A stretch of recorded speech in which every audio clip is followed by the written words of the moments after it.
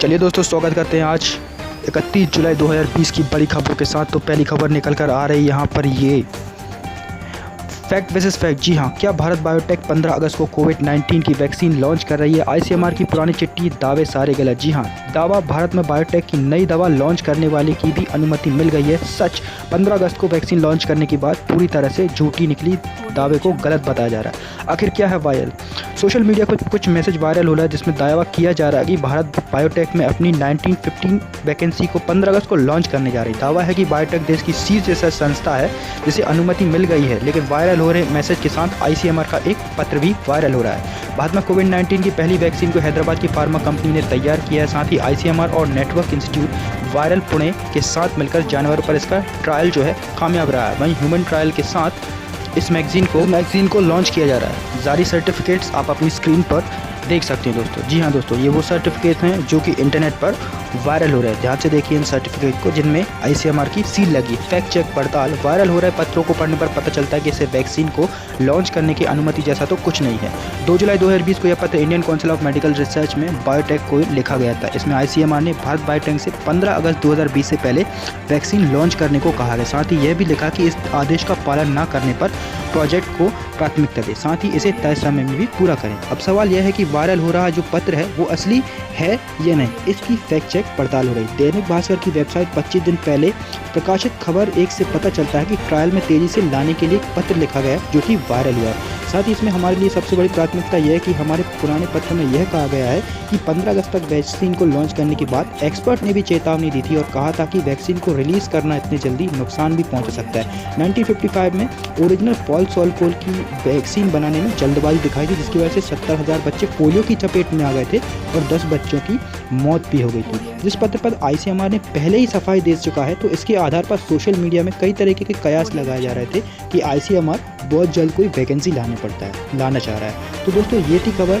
ICMR के fact check की। तो चलिए बढ़ते हैं अपनी अगली खबर की तरफ। जी हाँ, अगली खबर निकल कर आ रही है आर्थिक स्थिति का जायजा लेने के लिए पीएम मोदी बुधवार को टॉप बैंकों के साथ चर्चा कर सकते हैं, जिसमें देश की इकोनॉमी पर चर्चा होगी। प्रधानमंत्री बैंक अधिकारियों पर प्रेस कॉन्फ्रेंस के जरिए समर्थन करेंगे। इसमें प्रधानमंत्री मोदी बुधवार को शाम देश के प्रमुख बैंक संस्थानों के साथ बैठक करेंगे, कॉन्फ्रेंस के जरिए संबोधित करेंगे और यह बताएंगे कि बैंक वित्तीय गैर वित्तीय कंपनियों के प्रमुख भी इसमें शामिल होंगे और वर्चुअल कॉन्फ्रेंस में वित्त मंत्री से इस अधिकारी की सलाह भी लेंगे। देश की इकोनॉमी और कैश फ्लो का जायजा लेंगे, जिसमें तमाम बैंकों के प्रमुख के साथ भविष्य के एजेंडे पर भी चर्चा की जाएगी। साथ ही कैश फ्लो का जायजा लिया जाएगा।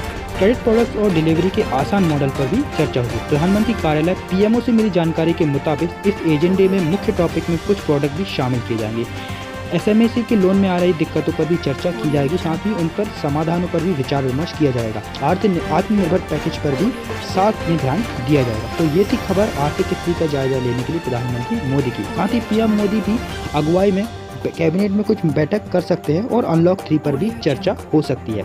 इस बैठक में दिल्ली में आज बुधवार यानी प्रधानमंत्री आवास पर नरेंद्र मोदी की अगुवाई में बैठक होने जा रही है। साथ ही इस बैठक में कोरोना वायरस के अनलॉक 3 पर भी चर्चा हो सकती है। इसके अलावा मीडिया रिपोर्ट में यह भी कहा गया है कि वह नई शिक्षा नीति को भी अपना सकते हैं, जिसे इस साल बजट 2020-21 में वित्त मंत्री निर्मला सीतारमण ने नई शिक्षा नीति का ऐलान किया है। संभव है कि उसे नई शिक्षा नीति के तहत इस बैठक पर चर्चा की जा सके।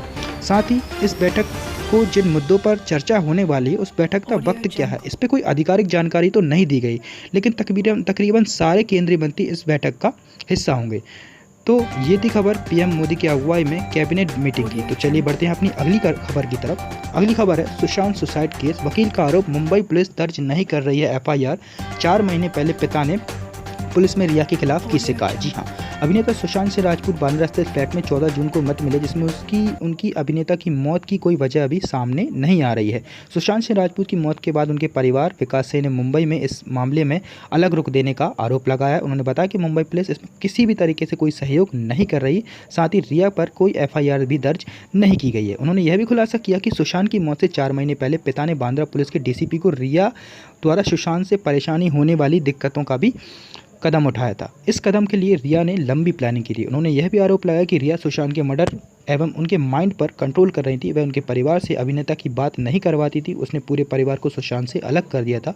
वह कमज़ोर थे। रिया ने उनका फ़ोन भी ब्लॉक कर दिया था। मुंबई पुलिस नहीं कर रही एफआईआर। जी हाँ, सुशांत सिंह के पिता विकास सिंह ने मुंबई पुलिस पर गंभीर आरोप लगाते हुए कहा है कि वह परिवार को एक एफआईआर दर्ज करने में 1.5 महीने लगे, क्योंकि परिवार शोक में था और मुंबई पुलिस एफआईआर दर्ज नहीं कर रही थी, जिसकी वजह से बड़े बड़े प्रोडक्शन हाउस भी इस जांच के घेरे में आ रहे हैं। परिवार चाहता था कि पटना पुलिस इसके बारे में पूरी तरह जांच करे ताकि एफआईआर दर्ज करने में कोई परेशानी ना हो। वे चाहते हैं कि पटना पुलिस पूरी तरह से इस मामले की जांच करे। साथ ही बिहार पुलिस ने भी नहीं दिया रिया को पूछताछ का नोटिस। मामले में पटना एसपी विनय तिवारी ने कहा कि एफआईआर दर्ज करके शुरू कर दी गई है। यह नहीं कहा जा सकता कि पूछताछ किन से होगी, परंतु सुशांत के पिता ने जिनका भी नाम दिया है उनके खिलाफ केस दर्ज हुआ है। साथ ही साथ बिहार पुलिस ने इन धाराओं में केस दर्ज किया है। पिता की शिकायत पर पटना के राजीव नगर पुलिस ने धारा 341, 42, 280, 420 व 406, 420 व 306 के तहत रिया एवं उसके परिजनों पर केस दर्ज किया। साथ ही पुलिस वालों की टीम भी उनके घर पर पहुंची। पटना के एसएसपी उपेंद्र शर्मा ने इस बात की पुष्टि की है। इसके अलावा सीबीआई की जांच जरूरी है। इस मामले में सुब्रमण्यम स्वामी राज्यसभा सांसद ने कहा कि अगर बिहार पुलिस चाहे तो सुशांत सिंह राजपूत की अप्राकृतिक मौत के बाबत में कोई सीबीआई जांच भी ले सकती है। फिलहाल सीबीआई जांच का कोई विकल्प नहीं है। सुशांत के पिता के 7 सवाल। जी हाँ, सुशांत के पिता ने 7 सवाल किए हैं। 2019 में उनकी बीमारी ठीक नहीं थी। रिया के संपर्क में आने के बाद अचानक वह मानसिक रूप से बीमार हो गया। इससे पहले वो ठीक थे, लेकिन डॉक्टर ने उनको क्या दवाई दी, किस साजिश के तहत दवाई दी, या उनकी मानसिक हालत क्यों इतनी नाजुक हो गई, इस पर उनके कई सारे सवाल हैं जिस पे वह चर्चा के साथ आगे बढ़ रहे हैं। सुशांत बॉलीवुड में नाम तो कमा चुके थे, लेकिन ऐसा क्या हुआ कि उनके आने के बाद उन्हें फिल्में मिलना बंद हो गई। उनके दोस्त महेश के साथ सुशांत ऑर्गेनिक खेती करने के लिए केरल जाना चाहते थे। उन्होंने ज़मीन भी देख ली थी, लेकिन रिया ने ऐसा करने से मना कर दिया। रिया भंसाली, आदित्य चोपड़ा समेत कई बड़ी हस्तियों पर पूछताछ हो चुकी है। पटना के रहने वाले सुशांत मुंबई के बांद्रा स्थित फ्लैट में करीब 14 जून को मृत पाए गए।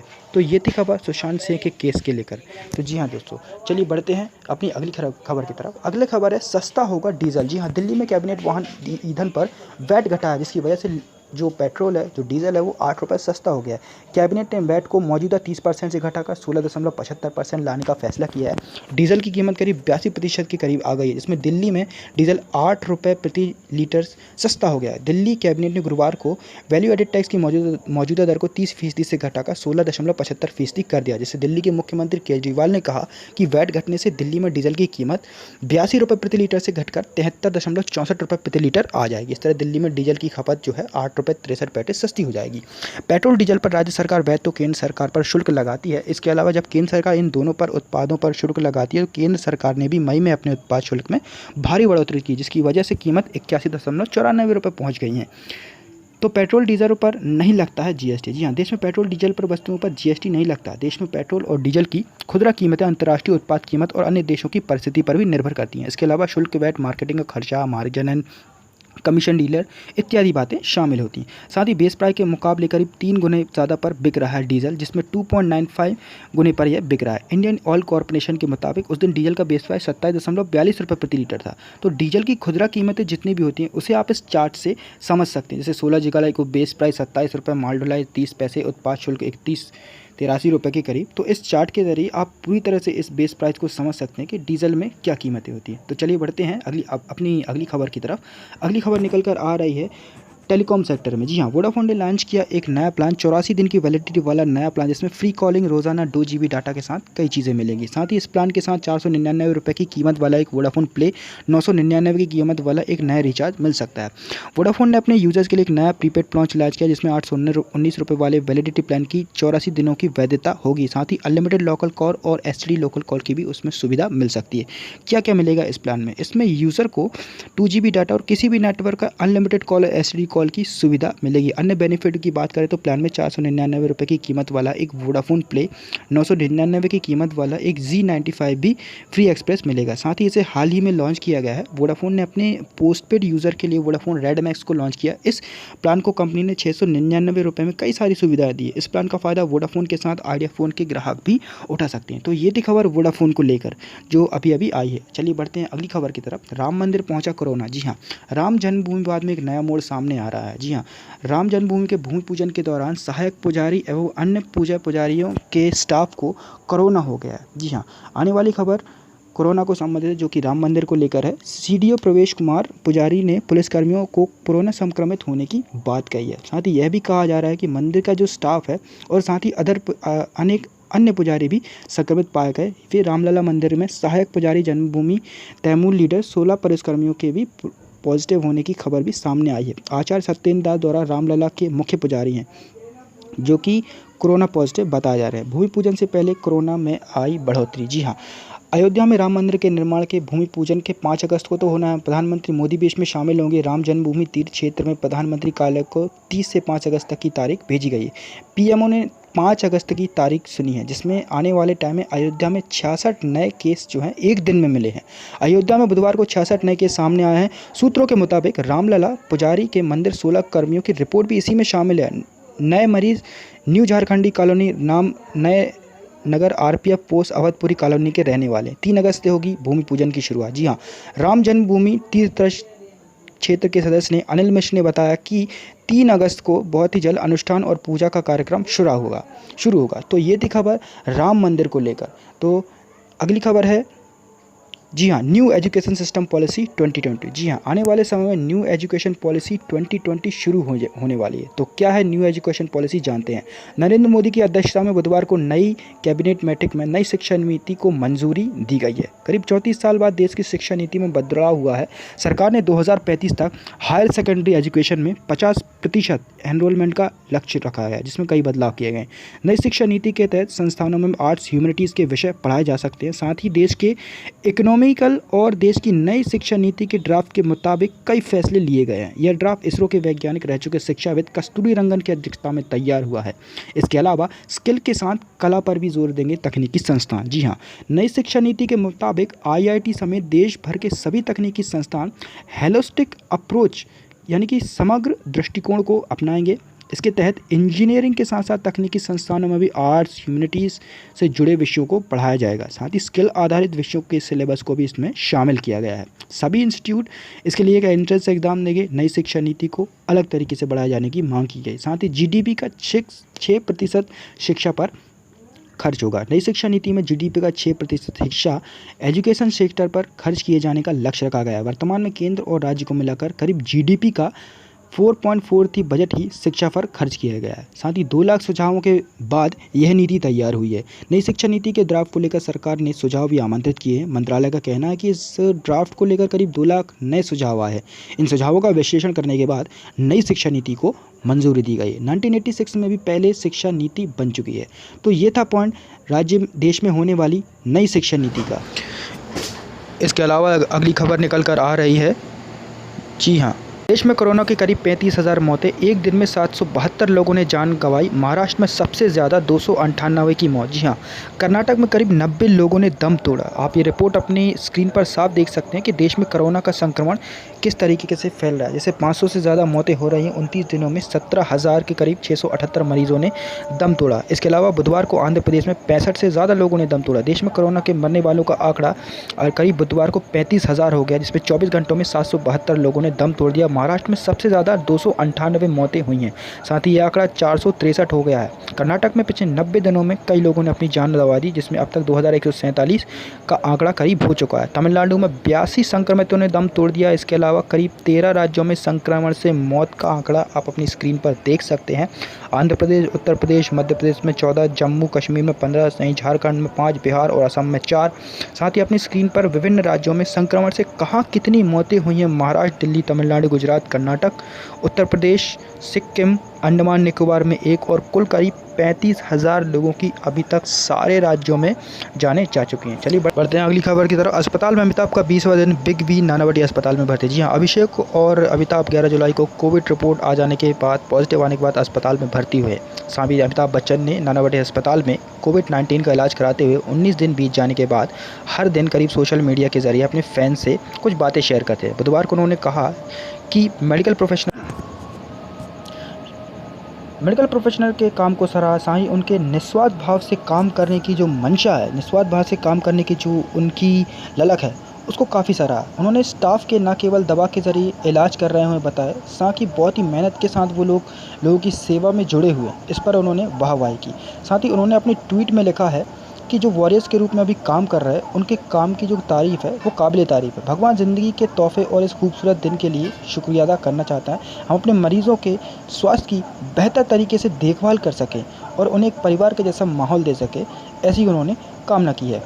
करीब महीनों से अपने जो प्रियजनों से नहीं मिल पा चुके हैं मेडिकल प्रोफेशनल। जी हाँ, मेडिकल प्रोफेशनल जो है कई महीनों से कोरोना वॉरियर्स की तरह काम कर रहे हैं और कई महीनों से अपने परिवार से नहीं मिले हैं, जिसकी वजह से काफ़ी सारा डिप्रेशन उनमें देखा जा रहा है। जिसके काम की सराहना करते हुए अमिताभ बच्चन ने ये ट्वीट किया। करीब 11 जुलाई से अमिताभ अस्पताल में भर्ती हैं और बहुत ही जल्द अपने ठीक होने की कामना करते हैं। तो ये थी खबर अमिताभ के अस्पताल में भर्ती होने की। अगली खबर है 34 साल बाद बदली एजुकेशन सिस्टम पॉलिसी। जी हाँ, स्कूल के दौरान ही बच्चों को करनी होगी 10 दिन की इंटर्नशिप। कक्षा 3 से साइंटिफिक टेंडर के साथ बढ़ना होगा आगे। साथ ही किस तरीके की स्टडी का प्लान होगा वो आप अपनी स्क्रीन पर देख सकते हैं। करीब 9 से 12 के लिए मल्टीडिसिप्लिनरी कोर्स होंगे, यानी बच्चा चाहे तो कोई भी कोर्स और म्यूज़िक ले सकता है। मोदी जी ने अध्यक्षता को बुधवार को कैबिनेट में एक नई शिक्षा नीति का ऐलान किया, जिसे 34 साल बाद देश की शिक्षा नीति में कई बदलाव किए गए। इसे 1986 में बनी शिक्षा नीति के मुताबिक हमारे देश के सभी स्कूलों में एक तरफ तो दूसरी तरफ इस तरीके की क्लासेस शुरू की जाएंगी। बच्चा क्लास में बहुत टाइम अपना बिताता है, साथ ही फोकस नहीं कर पाता। इस तरीके के कमेंट अब नई शिक्षा नीति के रिपोर्ट कार्ड में देखने को नहीं मिलेंगे। साथ ही अब खुद बच्चों को भी कर सकेंगे मूल्यांकन। अब टीचर को कार्ड में लिखना होगा कि बच्चा कौन से स्किल हासिल किए हैं, या इसका करिकुलम एनसीईआरटी में तैयार किया जाएगा। करीब 3 से 6 साल तक के बच्चों को चाहे तो आंगनवाड़ी या प्री स्कूल में पढ़ते हों, उनका कोर्स अब खेलो पढ़ो सीखो पर आधारित होगा। इसके लिए शिक्षकों की खास ट्रेनिंग दी जाएगी। अब पहली 5वीं तक के बच्चों को 6 से 9 साल तक के लिए बेसिक लिटरेसी, साक्षरता और संदर्भ ज्ञान पर फोकस करने के लिए नेशनल मिशन सेटअप तैयार किया जाएगा। साथ ही भाषा और गणित के साथ उसके स्तर के जांच की भी समावेशन होगा। करीब 6 से 12वीं तक के सारे विषय पढ़ाए जाएंगे, जिससे केवल वोकेशनल कोर्स भी शामिल किए जाएंगे। नई शिक्षा नीति के मुताबिक अब स्कूल में अपना पढ़ाई के दौरान बच्चा करीब 10 दिन की इंटर्नशिप भी करेगा। इस इंटर्नशिप के तहत बच्चों के विषय के अनुरूप निकटतम वर्कशॉप में उसे जाकर काम देखना होगा कि जिस वोकेशन कोर्स का चुनाव उसने किया है वह काम वास्तव में होता कैसे है। करीब 9 से 12 साल तक के बच्चों के लिए भी मल्टी डिसिप्लिनरी कोर्स लागू होंगे, यानी अगर बच्चा चाहे तो साइंस के साथ म्यूज़िक भी ले सकता है, केमिस्ट्री के साथ वैकेंसी, बेकरी, कुकिंग जैसे विषय भी ले सकता है। नई शिक्षा नीति के तहत नई शिक्षा नीति के तहत बालिका शिक्षा के लिए भी विशेष व्यवस्था की गई है। साथ ही बोर्ड परीक्षा के महत्व को कम करने के लिए बहुत सारे तरीके सुझाए गए हैं, जो परीक्षा को 2 भागों में बांटता है, ऑब्जेक्टिव और डिस्क्रिप्टिव। अब बोर्ड में रटे रटाए प्रश्नों की जांच की बजाय नॉलेज को महत्वता दी जाएगी। तो जी हाँ, तो ये थी रिपोर्ट हमारी नई शिक्षा नीति की। बाकी की खबरों के लिए बने रहिए हमारे अगली वीडियो के लिए। अगर आपको हमारा वीडियो और हमारी कोशिश अच्छी लगती है तो आगे के लिए आप हमारे चैनल को लाइक, शेयर और सब्सक्राइब कर सकते हैं। मिलते हैं अगली वीडियो में, तब तक के लिए जय हिंद, जय भारत।